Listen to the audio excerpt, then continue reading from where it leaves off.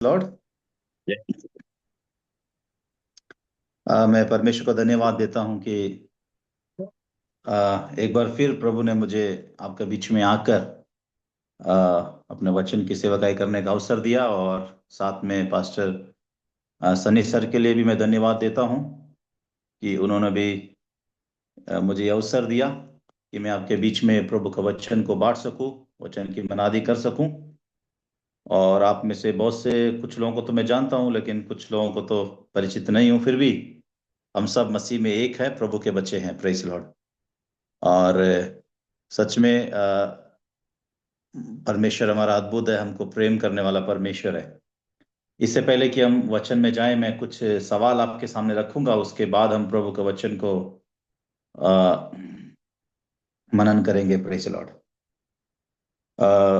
छोटा प्रार्थना करेंगे। अनुग्रहकारी जीवित परमेश्वर, डैडी, आप बहुत अच्छा है, आप बहुत प्रेम से भरा हुआ, आपका हृदय प्रेम से भरा हुआ है, हमारा प्रति हमेशा भलाई चाहने वाला आपका हृदय है प्रभु। प्यारा पिता परमेश्वर, आज का इस सुंदर समय के लिए हम धन्यवाद देते हैं जो आपने हमारे जीवन में दिया है। डैडी, आज आपका आवाज को सुनने के लिए प्रभु जी वो मन, वो कान हमें दीजिए प्रभु। पिता परमेश्वर, आज हमसे बातचीत कीजिए, पवित्र आत्मा हमसे बात कीजिए। धन्यवाद, यीशु के नाम से मांगते हैं, आमीन। प्रभु के नाम की महिमा हो। अ, एक बार फिर प्रभु आपको आशीष करे। अब मैं पहले 15 साल 16 साल में चुरू में था, और उस समय वहां से मैं आपके बीच में आया था। लेकिन पहली बार झुंझुनू से मैं आपके बीच में आ रहा हूँ। और अभी तो झुंझुनू शिफ्ट हो गया, और प्रभु के अनुग्रह से यहाँ पे जमीन वगैरह लेके और प्रार्थना भवन और घर वगैरह बनाने के लिए भी प्रभु अनुग्रह कर रहे हैं। उसके लिए भी मैं प्रभु को धन्यवाद देता हूँ। तो अभी झुंझुनू में रह के हम प्रभु की सेवा कर रहे हैं। और राजस्थान का हालात आप सब जानते हैं, लेकिन उसके बीच में भी तेज गति नहीं है, लेकिन बिल्कुल धीरे धीरे हम परमेश्वर की सेवा कर रहे हैं। परमेश्वर को धन्यवाद हो। सबका चेहरा तो मुझे दिख नहीं रहा है, लेकिन जितने भी लोग आप है, बिल्कुल ध्यान से आप इस बात को सुनिएगा। आप अपना माइक खोल के बोलने का जरूरत नहीं है, लेकिन हाथ उठाएंगे तो मैं समझ में आ जाएगा। ईमानदारी से, सच्चाई से कितना कितना लोग कल आप जो प्रभु का दास आपके बीच में आया, मुझे नहीं पता कौन प्रचार किया कौन नहीं किया, क्या प्रचार किया मुझे नहीं पता। लेकिन आपको जो प्रभु का दास कल प्रचार किया, वो क्या प्रचार किया, कितना लोगों को याद है? आपको याद नहीं है, आप हाथ न मत उठाए, लेकिन अगर याद है तो हाथ उठा सकते हैं। क्या कल मीटिंग हुआ था तो कल का वचन क्या था, आपको याद है क्या? क्या कल क्या पास्टर प्रचार किया? हाथ उठा के बता सकते हैं आप? कल का प्रेस था पवित्र आत्मा पे। नहीं, हाथ उठाएंगे तो मालूम चल जाए, कोई बात नहीं। क्या तो परमेश्वर पर होगा, यीशु मसीह पर होगा, पवित्र आत्मा पर होगा, वचन पर होगा। टॉपिक तो बाइबल से बाहर नहीं जाता है, बाइबल के अंदर ही रहता है। आपको याद है और नहीं है, बस इतना ही मैं पूछना चाहता हूं। दूसरा मेरा सवाल है, क्या आप प्रतिदिन या कभी कभी आप में से आप आपसे परमेश्वर बात करता है क्या? आप हाथ उठा के बता सकते हैं। परमेश्वर परमेश्वर आपसे बात करते हैं? आप हाथ उठा के बोल सकते हैं। अगर नहीं भी परमेश्वर का आवाज आप अगर नहीं सुन पाते तो हाथ उठाने का जरूरत नहीं है। चलो, वेरी गुड, परमेश्वर को धन्यवाद हो। आप परमेश्वर का आवाज को सुनते हैं, परमेश्वर से बात करते हैं, और प्रभु का आवाज को धीरे धीरे आप समझना और सुन रहे करके बहुत अच्छी बात है। तीसरा सवाल है, जो परमेश्वर आपसे बात करते हैं, क्या आप उसको लिखते हैं क्या? हाथ उठा के बता सकते हैं। ये बहुत कम होता है। परमेश्वर आपसे बात करता है, आप उसको डायरी में लिखते हैं क्या? मेरे पास भी डायरी है, अभी देखो डायरी मेरे पास है, मैं भी डायरी में लिखता हूं। तो हाथ उठा के बता सकते हैं कि परमेश्वर यदि आपसे जो बात करते हैं, क्या आप उसे डायरी में नोट करते हो, क्या लिखते हो क्या? लिखते हो, बहुत अच्छी बात है। नहीं लिखते हो तो लिखना चाहिए। यदि आप सनी पास्टर को यदि आप 1 लाख रुपए देंगे, या किसी को भी हम 1 लाख रुपए देंगे, तो हम क्या करते हैं, उसको लिख के रखते हैं, इतना तारीख को इतना रुपया मैंने इस दिन, ये गवाह है, लिख दिया है। वो सर्वशक्तिमान परमेश्वर से जो बात किया है उसको भी तो हम लिख के रखना चाहिए। लिखते हैं, अच्छी बात है। नहीं लिखते हैं तो आप निर्णय लेना चाहिए इस चीज के बारे में। दूसरा सवाल है, जो परमेश्वर आपसे बात किया, जो आपने डायरी में लिखा, आप में से कितना लोग ऐसे हैं उस बात के ऊपर आप ईमानदारी से चलने का निर्णय किया? जो परमेश्वर आपसे बात किया, आप किसी भी माध्यम से बात किया होगा, वचन के द्वारा, किसी पास्टर के द्वारा, किसी भी परिस्थिति के द्वारा, किसी भी आपसे प्रभु बात किया होगा, वो आपका अनुभव है।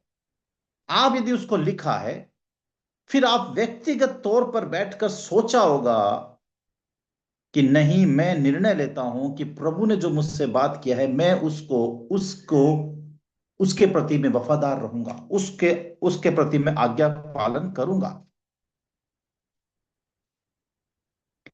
ये हमारे एक विश्वासी का, एक समर्पित चेले का जो जीवन को दर्शाता है। ऐसा एक चेला ऐसा करता है। आप प्रेरित काम की पुस्तक में आप इस चीजों को बहुत सुनते हुए आए हैं, क्योंकि मैं भी आपके बीच में कभी कभी वचन को सुना हूं। बहुत बड़े महान दास आपके बीच में आके प्रचार करते हैं, तो वो पुराने समय की जो प्रारंभिक कलीसिया थी वो क्या करती थी, ये सारी बातें वो करते थे। प्रेरितों से शिक्षा पाते थे, वो नोट करते थे, घर में जाके लिखते थे, देखते थे, उसके अनुसार चलने की कोशिश करते थे। तो ये चीज आज भी हमारे लिए जरूरी है कि परमेश्वर जो हमसे बात करते हैं, हम उसको याद करके या फिर उसको नोट करते हैं, लिखते हैं, फिर उस पर हम प्रयास करते हैं कि वे उसके अनुसार मैं कर रहा हूं कि चल रहा हूं कि नहीं चल रहा हूं। तो ये चीजें आप अपना व्यक्तिगत तौर से अपन बात कर सकते हैं। अपने आप से आप सवाल कर सकते हैं कि क्या मैं ऐसा कर रहा हूं या नहीं कर रहा हूं। कारण क्या है? अगर बहुत सारे लोग आज ऐसा नहीं कर रहे हैं, कारण है वो लोग परमेश्वर को नहीं जानते हैं। आज हम परमेश्वर के बारे में जानते हैं, लेकिन सही मायने में हम परमेश्वर को नहीं जानते। कुछ साल पहले, 15 साल, 16-17 साल पहले की बात है। 16-17 साल पहले से ही पास्टर सनी साहब जो हैं वो सुजानगढ़ में थे, लेकिन मैं उनको नहीं जानता था। लेकिन उनके बारे में तो मैं जानता था कि सुजानगढ़ में एक पास्टर है, केरल का व्यक्ति है, और आर्मी से है, मुझे नहीं पता था। सूबेदार भी उनको लोग कहते हैं, मुझे नहीं पता था। मैं उनके बारे में जानता था केवल कि हाँ, एक केरल का एक पास्टर है, इतना ही। लेकिन अभी मैं कह सकता हूं कि मैं पास्टर जी को जानता हूं। कल तक मैं उनके बारे में जानता था, लेकिन आज मैं उनको पर्सनल, व्यक्तिगत रूप से मैं उनको जानता हूं, क्योंकि मैं उनके साथ में खाना खाया हूं, उनके घर में मैं रहा हूं, उनके साथ में मैंने उनको टच किया है, उनको गले मिला हूं, उनका स्वभाव, ये मैं कह सकता हूं कि व्यक्तिगत रूप से वो व्यक्ति कैसा व्यक्ति है। ऐसे ही बात आता है हमारा परमेश्वर। आज क्या दुनिया के लोग यीशु के बारे में नहीं जानते? क्या बाइबल वाले नहीं पढ़ते होंगे? जरूर पढ़ते होंगे। एक सवाल मुझे याद आ रहा है। आप आप सब लोग नरेंद्र मोदी के बारे में सब जानते हैं? हेलो, ध्यान से सुनिए, नरेंद्र मोदी के बारे में जानते हैं आप? हम सब नरेंद्र मोदी के बारे में जानते हैं, लेकिन नरेंद्र मोदी को तो नहीं जानते हैं, क्योंकि हम अभी कभी उससे मिला नहीं, कभी उससे बातचीत किया नहीं, कभी उसके साथ में बैठ के खाना खाया नहीं। वो व्यक्ति क्या सोचता है करके केवल हम तो भाषण में ही जान सुनते हैं, लेकिन कभी उसको पर्सनल रीति से हम नहीं जानते, और ना वो हमको जानता है। उसी प्रकार बाइबल से मैं उसको आपको बताना चाहूंगा कि आज भी बहुत सारा मसीह समाज के अंदर लोग परमेश्वर के बारे में जानते हैं, परंतु परमेश्वर को जानने के लिए आज भी आंखें उनका बंद है। कम से कम शायद आपका ये जूम मीटिंग चलते हुए 5 साल से भी ज्यादा हो गया। 5 साल से भी ज्यादा होने के चल रहा है। आ, कितना लोग आप में से, आप सोचिए, बहुत प्रतिदिन अच्छे अच्छे देश विदेश से पास्टर लोग प्रचार किया है, वो सब प्रभु के साथ जो अनुभव किया है वो आपके सामने रखा। लेकिन आपका अनुभव डैडी के साथ में, पिता के साथ में कैसा है? अगर आप वहां तक नहीं पहुंचा, कितना भी पास्टर आएंगे चले जाएंगे, कितना भी वचन सुनाएंगे, सुनकर आपका सुनना से आप भी केवल परमेश्वर के बारे में जानने वाला, इंफॉर्मेशन कलेक्ट करने वाला व्यक्ति ही बन सकता है। लेकिन आप एक पर्सनल व्यक्तिगत जो संबंध पिता के साथ है, यदि रिश्ता, हाँ रिश्ता एक अच्छा शब्द है, रिश्ता यदि डैडी के साथ, पिता के साथ यदि आपका कहीं ना कहीं कमजोर है या मजबूत नहीं है, तो उसको कहते हैं आप पिता को नहीं जानते। आप पिता को नहीं जानते, आप परमेश्वर को नहीं जानते।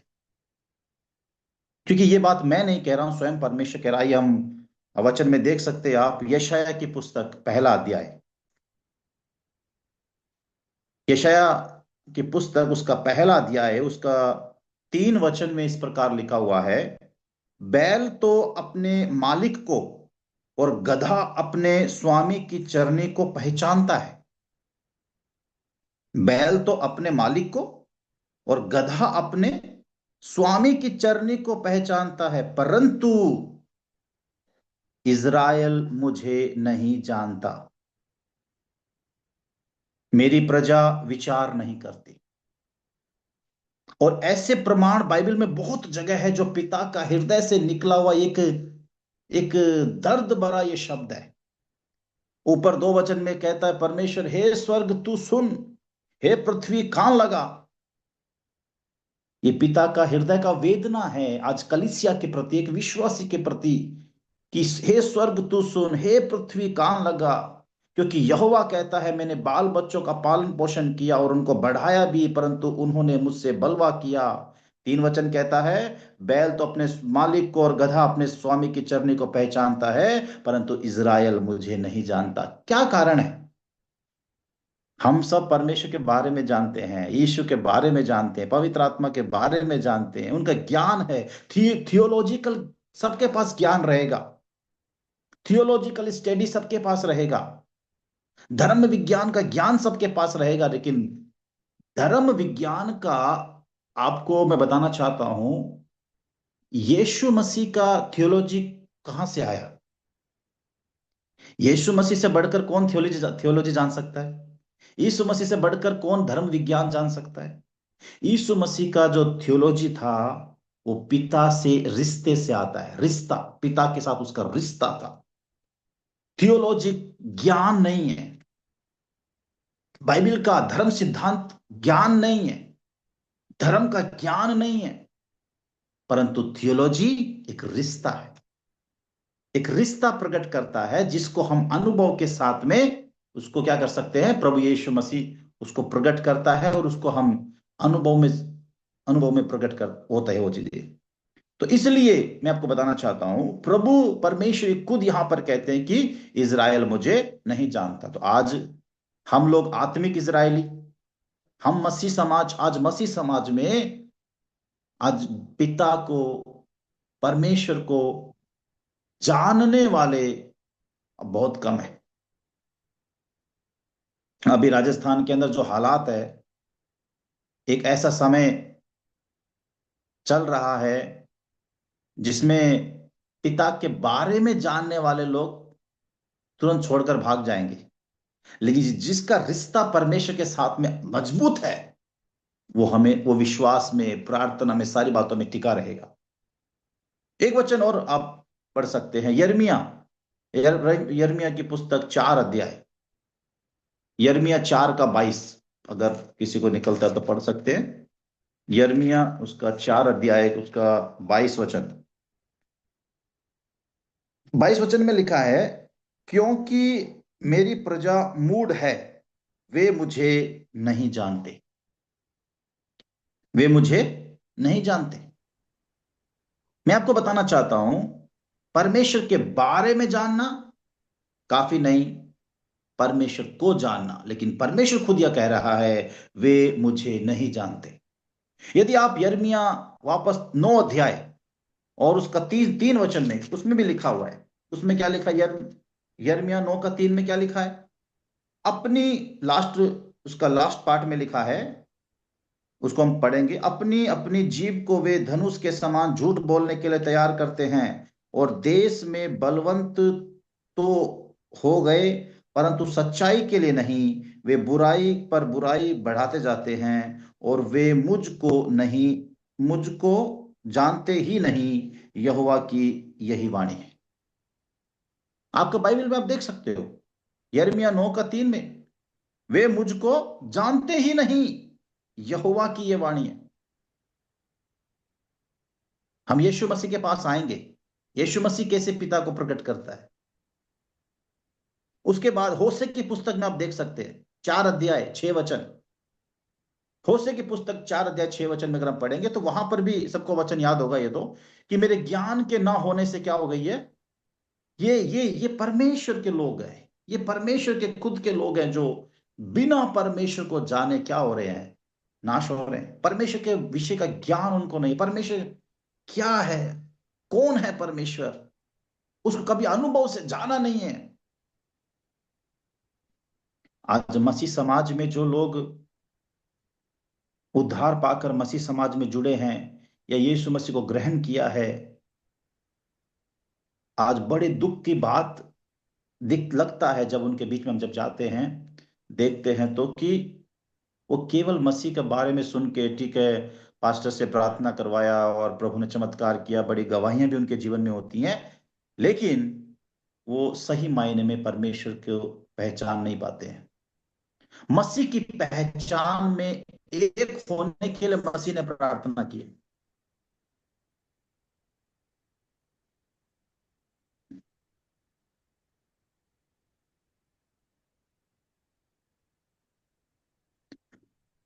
मसीह की पहचान में एक होने के लिए मसीह ने हमको सिखाया है, मसीह की पहचान में एक होना। पौलुस इस चीज को बताता है। लेकिन यहां पर क्या है कि मेरे ज्ञान के न होने से मेरी प्रजा नष्ट हो गई। कौन सा ज्ञान के बारे में यहां पे लिखने वाला लेखक कहता है? परमेश्वर पिता का विषय का ज्ञान। बाइबल में कई जगह पिता शब्द आया है, पुराने नियम के अंदर भी और नया नियम के अंदर भी। और एक अकेली पुस्तक यूहन्ना रचित सुसमाचार, उसमें 70 से 80 बार यूहन्ना की रचित सुसमाचार के अंदर पिता शब्द आया है। ये पिता शब्द यीशु मसीह आके प्रकट किया। पुराना नियम के अंदर सब लोग यहावे, यहोवा, परमेश्वर, यहोवा ईरे, यहोवा शालोम, यहोवा शम्मा, यहोवा राफा, ये यहावे के बारे में जिक्र किया है। लेकिन यीशु मसीह यूहन्ना रचित सुसमाचार उसका 1 का 18 में यहां पे ऐसा लिखा हुआ है कि पुत्र ने क्या किया? जो एक लौता पुत्र पिता की गोद में है, पिता को क्या कर रहा है? प्रकट कर रहा है। इसका मतलब, आज दुनिया के अंदर हम कल तक भगवान समझते थे, अमर तो फलाना फलाना फलाना भगवान है। मसीह समाज में आ गए, हमारे लिए एक परमेश्वर है। इसका मतलब है, अभी तक आज मसीह समाज में केवल इतना ही बदलाव हुआ है, आस्था के क्षेत्र में बदलाव हुआ है। आस्था के क्षेत्र में कल तक हम दूसरे जिसको हम आराधना करते थे, अभी हम मसीह मसीह में आने के बाद परमेश्वर को आराधना करते हैं। आप ध्यान से इस बात को समझने का प्रयास कीजिए। हम कल तक किसी और को आराधना करते थे, अलग अलग नाम से उनका आराधना करते थे, उनके भक्त थे। अभी मसीह में आने के बाद हम मसीह को आराधना करते या परमेश्वर को आराधना करते, इतना ही फर्क है। लेकिन प्रभु यीशु मसीह ने यह प्रकट किया कि जिसको तुम आराधना करते हो वो मात्र परमेश्वर नहीं है, वो मात्र यहोवा याहवे नहीं है, वो पुत्र जो पिता की गोद में है, उसने पिता को प्रकट किया कि जिस नजर से मैं पिता को देखता हूं, वैसे ही कलीसिया भी आज परमेश्वर को उसी नजर से देखना है। परमेश्वर को एक पिता के रूप में देखते। जब हम पिता शब्द कहते हैं तो वहां पे एक रिलेशन आता है, रिलेशन, रिश्ता। जब पुत्र अपने पिता को कहता है पिताजी, डैडी, तो वहां पर वो शब्द जो है, वो शब्द रिलेशन को दर्शाता है, वो शब्द गहरे संबंध को दर्शाता है। आप जब ओनली यूहन्ना रचित सुसमाचार उसका 17 अध्याय उसका पहला वचन में भी लिखा है हे पिता, और उसका 17 अध्याय का 11 वचन में लिखा है हे धार्मिक, हे पवित्र पिता, और 25 वचन में लिखा है हे धार्मिक पिता।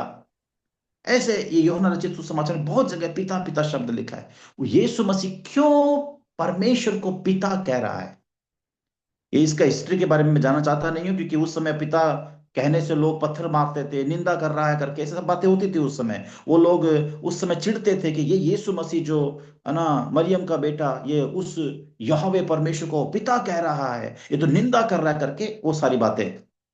लेकिन इस बात से प्रकट होता है कि कल तक हम जो आराधना करते थे, आज हम परमेश्वर को आराधना कर रहे हैं, वो मात्र एक परमेश्वर नहीं है, परंतु वो हमारा खुद का, हमारा ओन, हमारा खुद का वो पिता है, और हम उसके पुत्र है। जब तक ये रिलेशन, ये रिश्ता हमको समझ नहीं आएगा, आप परमेश्वर पिता का अनुभव के साथ रिश्ते में नहीं आ पाएंगे।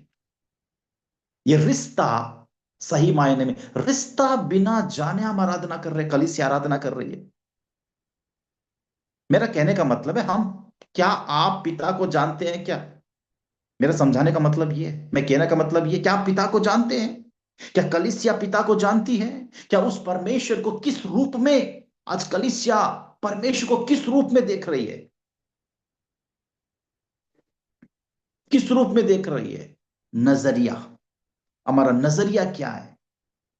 आज हम भी जब मसीह में 25 साल पहले जब हम मसीह में आए, तो किसी प्रभु के दास ने हमको बताया कि आप, मेरी मम्मी बीमार रहती थी, आप बहुत जगह दिखाया है और बहुत सब कुछ क्रियाकांड जो भी हमने किया सब किया, आप यीशु मसीह पर विश्वास कीजिए, यीशु मसीह आपको चंगा करेगा। वो पास्टर हमको ऐसे बोला। वो बेचारा गलत नहीं बोला, क्योंकि हमारी परिस्थिति चंगाई पाने की थी, बीमार की अवस्था में थी। तो यीशु मसीह, हम चंगाई के लिए यीशु मसीह के पास, चंगाई के द्वारा, उस समय चंगाई के लिए यीशु के पास आए, लेकिन अभी हमको समझ में आता है कि हम चंगाई के द्वारा यीशु के पास आए। वो चंगाई भी मिल गई, डॉक्टर ने मरने के लिए बोल दिया था, लेकिन आज हम जीवित हैं, मेरे मम्मी जीवित है। तो वो एक एक समय था। तो आज आज बहुत सारे लोगों के पास यीशु मसीह एक चंगा करने वाला प्रभु है। आज कलीसिया का नजर में यीशु मसीह, परमेश्वर यहोवा, है ना, जरूरत को पूरा करने वाला है। वो हमको सारे संकट से बचाने वाला है, वो हमारी सारी जरूरतों को पूरा करने वाला है, इसमें कोई संदेह नहीं है कि वो करेगा नहीं। लेकिन यीशु मसीह इसलिए नहीं आया। आपको आपको कलीसिया को यह चीज का समझना है कि यीशु मसीह का आने का कारण चंगा, मात्र चंगाई देना नहीं है। यीशु मसीह आने का कारण मात्र छुटकारा देना नहीं है, परंतु यीशु मसीह का आने का पीछे मेन मकसद है कलीसिया पिता को जाने। वो रिश्ता जो अदन की वाटिका में टूट गया था, वो रिश्ता जो अदन की वाटिका में टूट गया था, उस रिश्ते को वापस जोड़ने के लिए यीशु मसीह इस दुनिया में आया। यीशु मसीह आने का मकसद, चंगाई तो दुनिया के और भी लोग दे रहे हैं, छुटकारा तो दुनिया में और भी अभी तरीके से हम पा सकते हैं, ये सब चीज मिल सकता है। लेकिन पिता के साथ वो अधिकार जो अदन की वाटिका में खोया गया था, उस अधिकार को वापस प्राप्त करने के लिए, पुत्र का जो अधिकार खोया गया था, उस पुत्र का अधिकार वापस प्राप्त करने के लिए यीशु मसीह इस दुनिया में आया, कि कलीसिया उस पुत्रत्व को वापस प्राप्त कर सके। अगर आप यूहन्ना 1 अध्याय उसका 12 वचन में पढ़ेंगे, तो वहां पे जितनों ने उसे ग्रहण किया, उसने उन्हें परमेश्वर की संतान होने का अधिकार दिया। कि संतान, पुत्र, एक्चुअली पुत्र जो है ना, वो एक अधिकार को दर्शाता है। ऐसा नहीं कि एक बाप के दो चार बेटे थे, वो बेटा नहीं। पुत्र जो है वो अधिकार है। आप अधिकार को प्राप्त खोया है, उस अधिकार को परमेश्वर दे रहा है। एक गुड न्यूज मैं आपको देता हूं, जितनी बहनें यहां बैठी हैं, आप भी परमेश्वर का पुत्र के श्रेणी में आते हैं। आप पुत्री मत बोलो, मैं पुत्र हूं बोलो। परमेश्वर का पुत्र यीशु मसीह, यीशु मसीह परमेश्वर का पुत्र है। पुत्र बोले तो ऐसा नहीं कि मेरा जो बेटा है या आपका जो बेटा है वो वैसा बेटा, ऐसा नहीं। पुत्र जो है वो एक अधिकार है, अथॉरिटी है। वो अथॉरिटी हमारे ऊपर परमेश्वर दिया है। उस अथॉरिटी के नीचे मैं आ गया, मैं परमेश्वर का अधिकार को पा लिया। वो अधिकार जो अदन की वाटिका में आदम के द्वारा खो दिया गया था, वो अधिकार में परमेश्वर प्रभु यीशु मसीह हमको वापस दिलाया है। पुत्र का अधिकार हमको वापस दिलाया है, जितनों ने उसे ग्रहण किया। थैंक यू ब्रदर जो आपने लिखा, किसने वचन लिखा, तो यूहन्ना 1:12 में, कि जितनों ने उसे ग्रहण किया उसने उन्हें परमेश्वर के पुत्र होने का अधिकार, पिता का पुत्र होने का अधिकार, वो अधिकार हमको दिया। कारण हम जानते नहीं है, कलीसिया आज जानती नहीं। कलीसिया इस चीज को भूल गई है, या कलीसिया को भूलने का भी छोड़ दीजिए, कलीसिया के ऊपर ये बात को प्रकट नहीं किया गया है। ध्यान रखिए, कितना भी पास्टर आके, अच्छे से अच्छा पास्टर आके, कितना भी अच्छे से अच्छे वचन को सुना के जाओ, वो पास्टर का अनुभव शेयर करेगा, वो पिता के साथ में जो रिलेशन है वो आपके सामने रखकर जाएगा, कलीसिया के सामने रख के जाएगा। लेकिन आपके अंदर एक प्यासा हृदय होना चाहिए। मैं परमेश्वर के बारे में नहीं, परंतु मैं परमेश्वर को जानना चाहता हूं। आपके पास नजरिया, आपका नजरिया को चेंज करना होगा। हम परमेश्वर को आज दुनिया वाला भगवान को किस नजर से आराधना करता है? हम भी उसी मानसिकता के द्वारा ही, कलीसिया यदि परमेश्वर के पास आएगी तो फायदा फायदा नहीं है, क्योंकि हमारा मानसिकता चेंज होता है उसके अंदर। हमको रियल दिखता है कि रियल क्या है। एक बार मैं बाइक से मैं कहीं जा रहा था, तो पवित्र आत्मा ने मेरे अंदर एकदम से एक विचार डाला। मैं देख रहा था पूरा लोग आ रहे हैं जा रहे हैं, बड़ी बड़ी बिल्डिंग है, सब पैसा कमा रहे हैं, सब लोग सारा रात दिन पैसा के पीछे भाग रहे हैं। तो पवित्र आत्मा ने मेरे अंदर, बाइक चलाते समय मेरे अंदर एक विचार डाला, ये दुनिया का जितना भी हम आंखों से देख रहे हैं, ये जितना हम इनके तरफ ध्यान रखेंगे, हम कभी भी आत्मिक चीजें उसको प्राप्त नहीं कर पाएंगे। आत्मिक दुनिया अलग है, ये शारीरिक दुनिया अलग है। लेकिन ज्यादा हमको दिखता क्या है? ये शारीरिक दुनिया दिखता है, ये शारीरिक इच्छाएं दिखता है। ये दुनिया का जो जितना भी जो धन दौलत, ये चीज को प्राप्त करने के लिए माइंड भागता है। लेकिन हमको, कलीसिया को मेहनत किस में करना है? आत्मिक दुनिया में। परमेश्वर तो आत्मा है, परमेश्वर तो आत्मा है। शारीरिक व्यक्ति पवित्र आत्मा की बातों को समझ नहीं पाएंगे। आज जितना हम शारीरिक, कितना परसेंट आपका लाइफ शारीरिक शारीरिक दुनिया के साथ जुड़ा है, उतना ज्यादा आप आत्मिक क्षेत्र में अंधा है। आप परमेश्वर पिता को नहीं जानते। और जितना, कितना परसेंट आप पिता के जानने के लिए, आत्मिक क्षेत्र को समझने के लिए आप प्रयास कर रहे हैं, उसका उसका प्यासा हृदय आपके अंदर है, उतना ज्यादा आपको आंखों को खुलता है परमेश्वर को जानने के लिए। आत्मिक, हम कोई भी चीज को बोलते आत्मिक, ये बंदा तो बहुत आत्मिक है, या आत्मिक चीजों को समझता है, या आत्मिक वरदान उसके पास है। आत्मिक आत्मिक आत्मिक, कुछ भी आत्मिक बोलिए, उस आत्मिक क्षेत्र में आपको पिता नजर आएगा।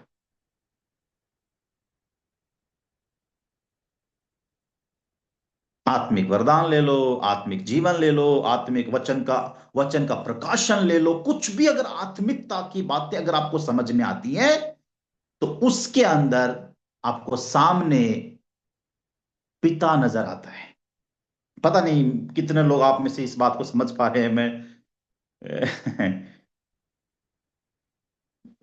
जरूर आप क्योंकि कम से कम 3-4 बार बाइबल पढ़ा है तो समझ में आएगा जरूर।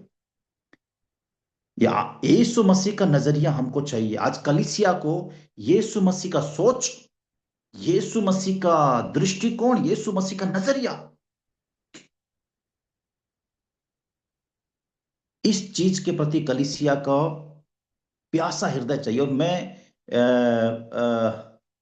अ, कुछ महीने, कम से आई थिंक 3 महीना में लगातार उपवास में था।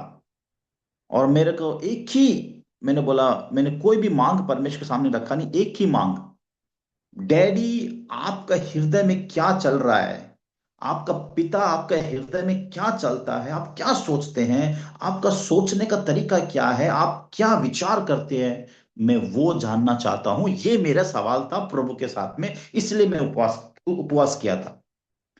तब ये बातें, तब से प्रभु ने मेरे पर ये प्रकट किया कि जब एक रिलेश प्यासा हृदय वाला व्यक्ति ही पिता को सही मायने में समझ पाएगा।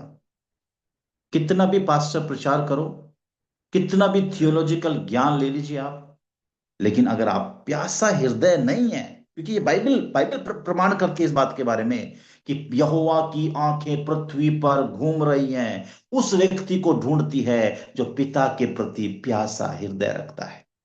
ये वचन में लिखा है, प्रभु पिता की आंखें सब पृथ्वी पर ढूंढ रही है, किसके, कौन पिता के प्रति प्यासा हृदय रख के बैठा है।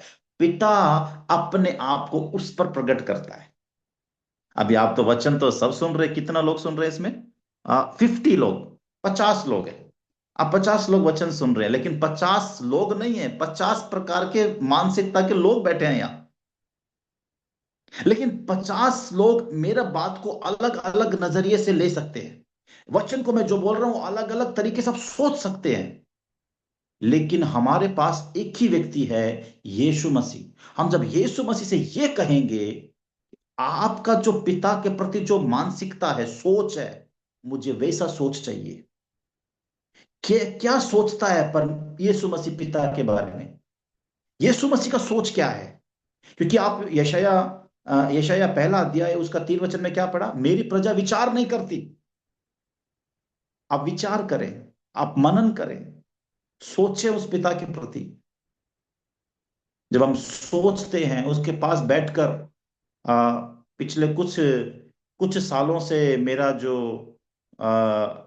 जो प्रार्थना का जो तरीका है वो थोड़ा चेंज हो गया। जब से मैं इन चीजों, इस सफर में मैं जा रहा हूँ, इस आत्मिक इस रास्ते से मैं जब जा रहा हूँ, तो मेरा प्रार्थना का शब्द बहुत कम हो गया। कुछ समय मैं अन्य भाषा में और अपने हिंदी के शब्दों में जब मैं प्रार्थना करता हूं, तो कुछ मिनट, 15 मिनट, 20 मिनट, आधा घंटा मुश्किल से मैं मेरे मुंह को बोलने के लिए बस वो समय निकालता हूं। बाकी बाकी जो समय, ये शब्द अब ऑटोमेटिक बंद हो जाता है। फिर मैं प्रार्थना में बैठे बैठे पिता के उन विचार को जो मेरे अंदर आता है उसको विचार करता हूं, उसको सोचता हूं, मैं ढूंढता हूं, खोजता हूं। वो है वहां प्राथमिकता का दृढ़ता, वहां है हमारा मजबूती, जहां पे हमें काम करना है। हम प्रार्थना करके तुरंत भाग जाते हैं। आज कलीसिया में फटाफट, पहले हम भी ऐसे करते थे, 10 मिनट प्रार्थना की, आधा घंटा प्रार्थना किया, हालेलुया रबा रबा प्रार्थना करके सब कुछ करके, ठीक है प्रार्थना आमीन करके जाओ। ये ये चीज को हम अवसर नहीं दिया विचार करने के लिए।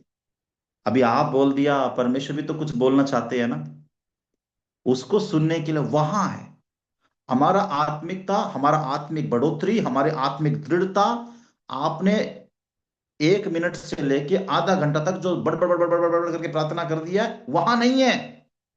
उसके बाद जब आप बैठते हैं और पिता का आवाज को सुनते हैं, और उस सुनकर आप उसको निर्णय लेते हैं कि मैं, पिता ने जो मुझे कहा है मैं वैसे करूंगा, वहां है दृढ़ता आपकी, वहां है निर्णय।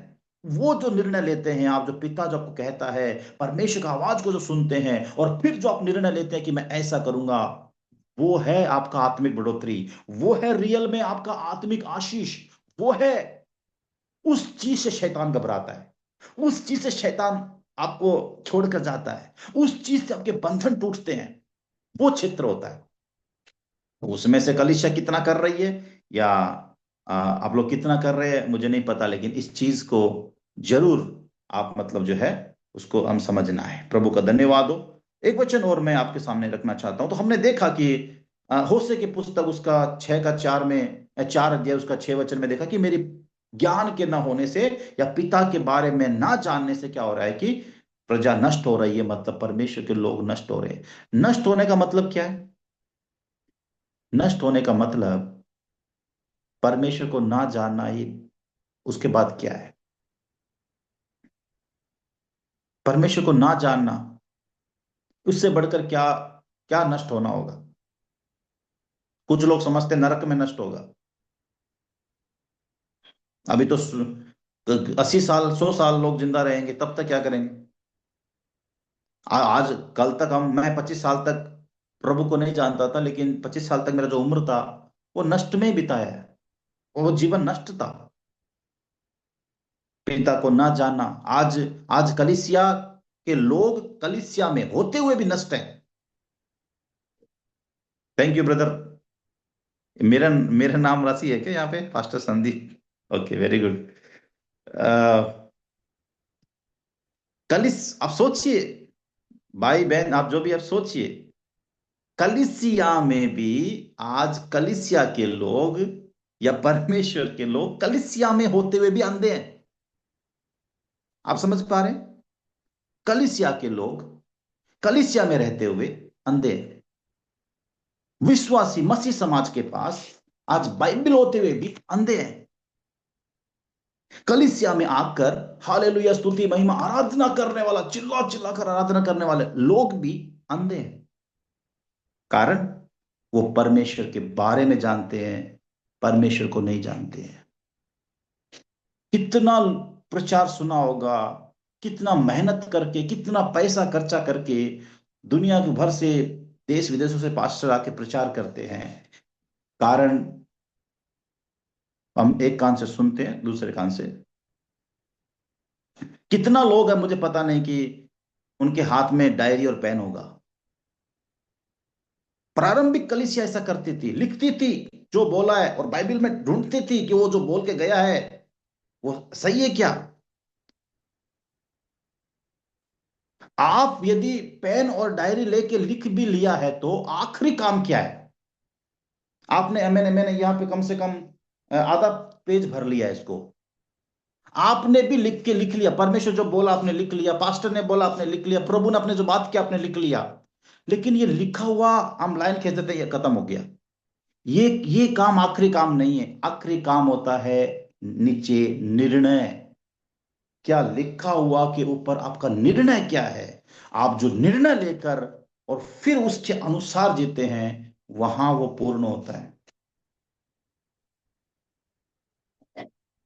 ये केवल विश्वासियों के लिए, पास्टर के लिए भी है।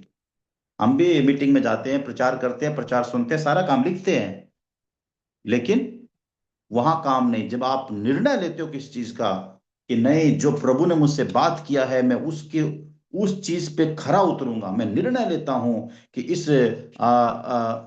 इस बात के ऊपर मैं निर्णय लेता हूं कि जो मैंने प्रभु ने मुझसे बात किया है वैसे मैं करने के लिए आज्ञाकारी बनूंगा। निर्णय लेते हैं, वहां वो काम सिद्ध होता है। फिर वहां आपका आशीष है, वहां शैतान उस चीज से घबराता है। निर्णय लेने आपने बहुत सारे पास्टरों से सुना होगा कि निर्णय लेने वालों से है ना शैतान घबराता है। यस, ये सही बात है। कहाँ निर्णय लेना? जो प्रभु आपको कहा है उस बात को पूरा करने के लिए निर्णय लेना।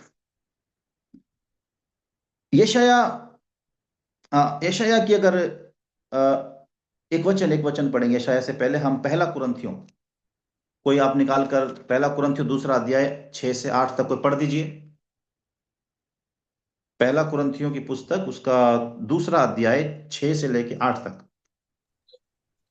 फिर सिद्ध लोगों में हम ज्ञान सुनाते हैं, परंतु इस संसार का और इस संसार के नाश होने वाले हाकिमों का ज्ञान नहीं, परंतु हम परमेश्वर का वह गुप्त ज्ञान भेद की रीति पर बताते हैं, जिसे परमेश्वर ने सनातन से हमारी महिमा के लिए ठहराया।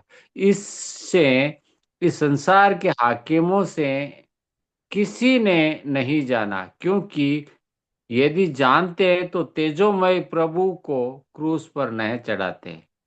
ओके, आमीन। Thank you. जिसे इस संसार के हाकिमों में से किसी ने नहीं जाना, क्योंकि यदि वे जानते तो तेजों में प्रभु को क्रूस पर ना चढ़ाते। अब ये लिखने वाला कौन है? पौलुस। आपको मैं बताना चाहता हूं, पौलुस किसी अनपढ़ व्यक्ति नहीं था। पौलुस बहुत ज्ञानवान, डिग्री लिया हुआ, और अपना पूरा ये इतिहास को ज्ञान रखने वाला। दूसरा, है ना, अच्छा नबी के चरणों में बैठकर ज्ञान लिया हुआ व्यक्ति पौलुस। पहला जो साउल था वो पौलुस हो गया। पौलुस मन किससे फिराया? क्या वो बीड़ी पीने से मन फिराया? दारू पीने से मन फिराया? पौलुस किस चीज से मन फिराया? एक बार आप सोच के देखिए। पौलुस बीड़ी नहीं पीता था कि बीड़ी पीने से मन फिराया है। पौलुस कोई दारू पी रहा है ना, इस चीज से मन नहीं फिराया है। आपको पता है पौलुस का जब प्रभु यीशु के साथ एनकाउंटर हुआ, वो घोड़े पर जा रहा था अपने सैनिकों के साथ में कलीसिया के लोगों को सताने के लिए। वो कहानी आपको सबको याद है। अभी मैं आपको जो बताना चाहता हूं वो थोड़ा सा सुनिए। पौलुस मन फिराया है जो उसके दिमाग में था कि मेरे पास जो मूसा नबी की जो जो इतिहास है, वो ज्ञान जो उस समय के इजरायली लोग रखते थे, मेहनत करके सीखते थे, वो सारा यहूदियों का ज्ञान उसके पास था। बहुत सारा इतिहास का ज्ञान उसके पास था। वो सोचता था कि हमारा जो यहोवा है, जिस भी आराधना जिसको वो आराधना करता था, उसका ज्ञान मेरे पास है। जो जो ज्ञान मैंने हासिल किया है, जिस ईश्वर की मैं आराधना करता हूं, उससे बड़ा कोई नहीं। और जो ज्ञान मेरे पास है, जो बुद्धि मेरे पास है, उससे बढ़कर शास्त्रों का ज्ञान किसी के पास नहीं। मेरे पास उत्तम से उत्तम ज्ञान है। पौलुस का सोच, पौलुस, और उसको पाया भी था पौलुस। पौलुस अच्छा ज्ञाता था, सब कुछ था। लेकिन जब वो घोड़े पे चढ़कर जब वो जा रहा था कलीसिया को सताने के लिए, तब ये आंधी आकर जब वो गिरता है, और तब आप कहानी जानते हैं कि आकाश से वाणी आती है कि हे साउल तू मुझे क्यों सताता है? तब ये साउल कहता है कि हे प्रभु तू कौन है? तब प्रभु यीशु ने कहा कि मैं यीशु हूं जिसे तू सताता है। अभी ध्यान से सुनिए। अभी पौलुस को ये आग लग गई अंदर से कि जो ज्ञान मैं लेकर आया हूं, जो ज्ञान ऑलरेडी मैं जिसको परमेश्वर को जानता हूं, जो ज्ञान मेरे पास है ईश्वर के बारे में, और जो जो मूसा की जो सिखाई हुई व्यवस्था को सब मैं जानता हूं, इन सारे ज्ञान को तो मैं जानता हूं, सब कुछ मैं जानता हूं। लेकिन जो ये व्यक्ति ने मेरे से बात किया है ना, बात किया ये, इसको मैं नहीं जानता, मैं इसको जानना चाहता हूं। Thank you brother. ये जो जिस समाज से मैं आता हूं, जिस प्रकार का ज्ञान मैंने हासिल किया है, गमलीएल के चरणों में बैठकर जो मैंने ज्ञान हासिल किया है, मैं उत्तम से उत्तम, मेरे पास सब कुछ है। लेकिन इन सब के बावजूद होते हुए भी ये जो व्यक्ति ने मेरे से बात किया है ना, इसको मैं नहीं जाना। तब व्यक्ति मन फिराता है कि मैं इस चीज से मन फिराता हूं, और मैं इसको जानना चाहता हूं कि जो इसने मुझे बात किया है ना, मैं इसको जानना चाहता हूं। तब पौलुस यहां पर ये टॉपिक लिखा है परमेश्वर का ज्ञान। क्या बोलता है कि फिर भी सिद्ध लोगों में हम ज्ञान सुनाते हैं। कौन सा ज्ञान के बारे में बात हो रही है? जो वो जानता नहीं था, उसको भेद है, उसके अंदर भेद है। परंतु इस संसार का और इस संसार के नाश होने वाले हाकिमों का ज्ञान नहीं है। हालांकि हाकिमों का ज्ञान उसके पास था, वो नाश होने वाला ज्ञान उसके पास था, संसार का सारा ज्ञान उसके पास था। लेकिन पौलुस ने उससे मन फिराकर अब बोल रहा है, परंतु हम परमेश्वर का वह गुप्त ज्ञान, कौन सा गुप्त ज्ञान? भेद की रीति पर बताते हैं, जिसे परमेश्वर ने सनातन से, आदि से हमारी महिमा के लिए ठहराया है, जिसे इस संसार के हाकिमों से किसी ने नहीं जाना। क्योंकि वो खुद एक हाकिम, वो खुद ज्ञान रखने वाला व्यक्ति, और जिनके पास ज्ञान लेके आया है, बुद्धि लेके आया है, नॉलेज लेके आया है, डिग्री लेके आया है, उनको भी नहीं पता। क्या नहीं पता? ये परमेश्वर के विषय का ज्ञान जो जो जो यीशु से बात किया है, इसको वो नहीं जानते नहीं है। इसलिए इस सनातन परमेश्वर का जो महिमा, जो ज्ञान है, जो हाकिमों ने किसी ने नहीं जाना, ये बोलता है यदि वे जानते तो तेजों में प्रभु को क्रूस पर ना चढ़ाते। कलीसिया आज इस तेजों में प्रभु के बारे में नहीं जानती है। कलीसिया तेजों में प्रभु के बारे में नहीं जानती है। वो तेजों में प्रभु के बारे में ज्ञान तो लिया है, नॉलेज तो लिया है, लेकिन रिश्ते से, अनुभव के साथ में वो नहीं जानती है। कितना अनुभव आपका परमेश्वर के साथ में है?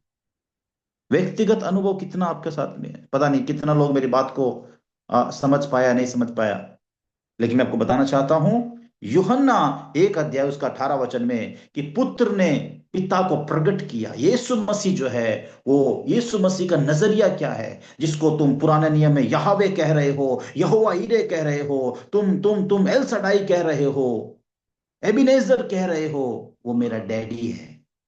यीशु मसीह क्या बोल रहा है? वो मेरा डैडी है, वो मेरा फादर, और फादर मेरा खुद का पिता है। वो उसको मैं तुम्हारे सामने प्रकट कर रहा हूं, संसार के सामने प्रकट कर रहा हूं, कलीसिया के सामने प्रकट कर रहा हूं।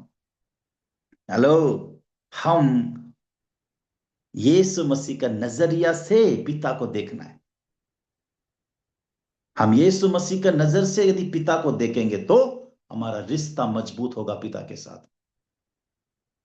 पिता के साथ में, पिता के साथ रिश्ता मजबूत होगा। 17 अध्याय, 17 अध्याय में एक फटाफट हम निकाल के देखते हो। 17 अध्याय उसका मैं पढ़ देता हूं। 17 अध्याय उसका 3 वचन में देखो, यीशु मसीह का महायाजकीय प्रार्थना है स्वयं के लिए। क्या है 3 वचन में? और अनंत जीवन यह है कि वे तुझ एकमात्र सच्चे परमेश्वर को। देखिए, यीशु मसीह खुद कह रहे हैं यहां पे, और प्रार्थना कर रहे हैं, क्या बोल रहे हैं? और अनंत जीवन यह है कि वे तुझ एकमात्र सच्चे परमेश्वर को और यीशु मसीह को जिसे तूने भेजा है जाने। जाने जाने। आज कलीसिया सच्चे परमेश्वर के बारे में जानती है, सच्चे परमेश्वर को नहीं जानती है। कलीसिया यीशु मसीह के बारे में जानती है, यीशु मसीह को नहीं जानती है। मेरे प्रियो, आप किसी भी कलीसिया में होंगे, आप खुद, आपका जीवन कैसा होगा, एक बार थोड़ा टटोलने की आवश्यकता है। कहीं मैं मिस तो नहीं कर रहा हूं कोई चीज, कोई चीज में से छूट तो नहीं रही है।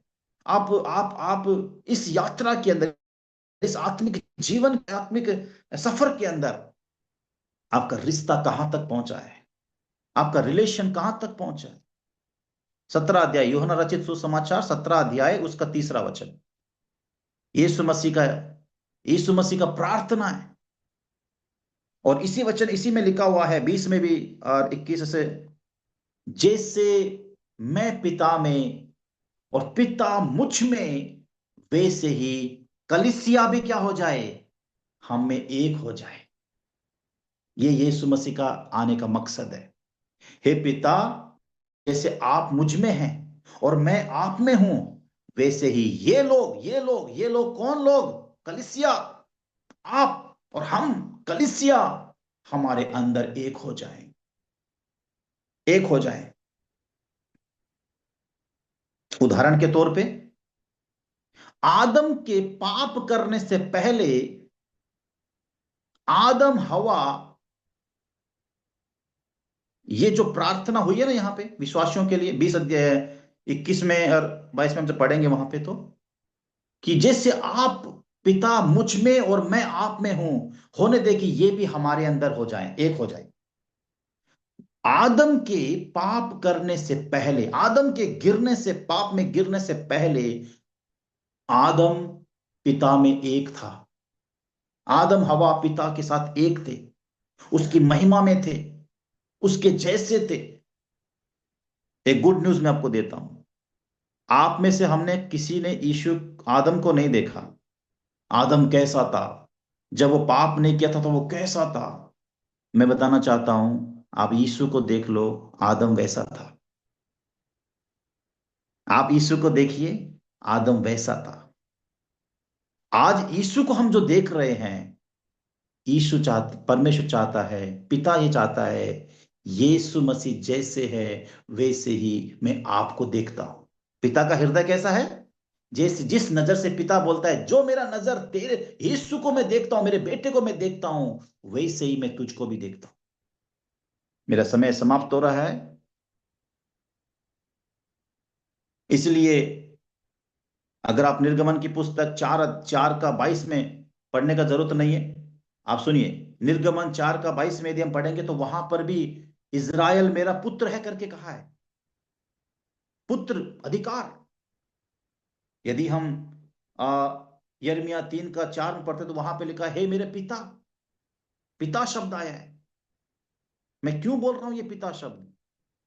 कि यीशु मसीह का जो नजरिया है परमेश्वर के प्रति, वो पिता वाला नजरिया है, एक रिलेशन वाला नजरिया है, जो आज कलीसिया में बहुत से कलीसिया के लोगों को इस बार इस चीज के बारे में पता नहीं।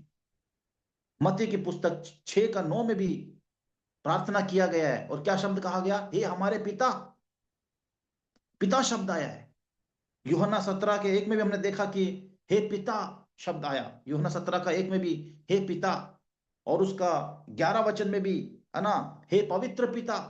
और उसका यूहन्ना 17 उसका 25 के अंदर भी हे धार्मिक पिता। ये यीशु मसीह परमेश्वर को पिता क्यों कह रहा है?